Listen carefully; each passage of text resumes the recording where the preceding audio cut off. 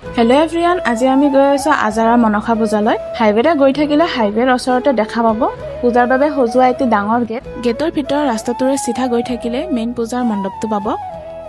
আৰু ইয়াত বিভিন্ন ধৰণৰ মিঠাইৰ দোকানবোৰো আছে। আৰু দুৰ্গা পূজাৰ দৰে ছেম মনসা পূজাতো ডাঙৰ মেলা হয়। আৰু যিহেতু মই এজনী ছোৱালী হয়, মেলাত বস্তু নোচোৱাকৈ ঘৰলৈ কেনেকৈ যাওঁ, আৰু সেইবাবে চাহিল আৰু মই 2টা ছ'ডা কিনি ল'লোঁ, কাৰণ এতিয়া মেলাখন ফুৰিব লাগিব ভালদৰে। আৰু ইয়াত বহুত বেছি কম প্ৰাইজত ধুনীয়া ধুনীয়া বস্তুবোৰ ওলাইছিল, বিশেষকৈ ছোৱালীবোৰৰ বাবে।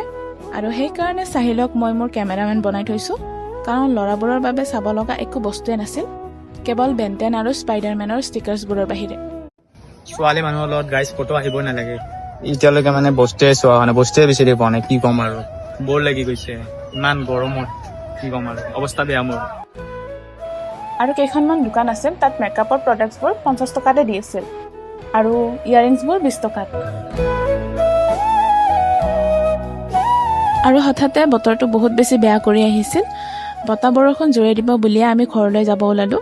আপোনালোকৰ যদি ভ্লগটো চাই ভাল লাগিছে, তেনেহ'লে লাইক কৰিব, কমেণ্ট কৰিব আৰু শ্বেয়াৰ কৰিব নাপাহৰিব।